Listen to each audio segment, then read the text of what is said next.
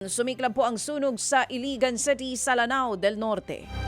Nagkaroon ng gulo nagkagulo pa ang mga residente sa barangay Tambakan ng kumalat ang apoy.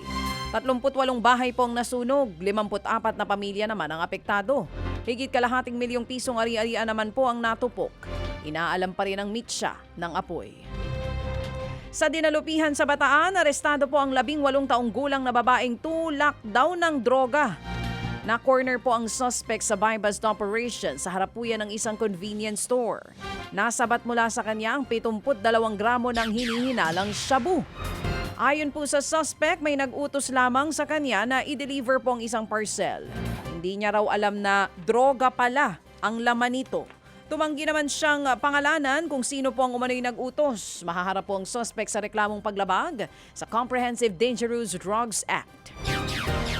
Nasagi po ng Philippine Coast Guard o PCG ang 6 na sakay ng tumaob na motor bangka sa Dato Blasinsuad, Maguindanao del Norte.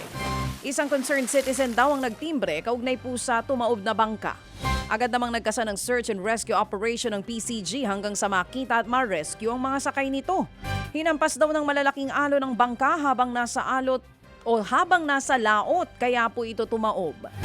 Dinala na po sa pagamutan ng mga pasahero at pinauwi na ng matiyak na ligtas na ang mga ito.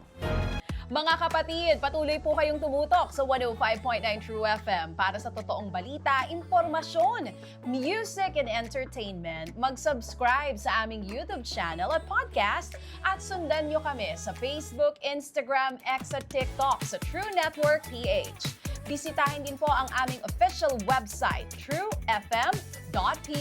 At panoorin din kami sa True TV Signal, Channel 19. Kami po ang 105.9 True FM.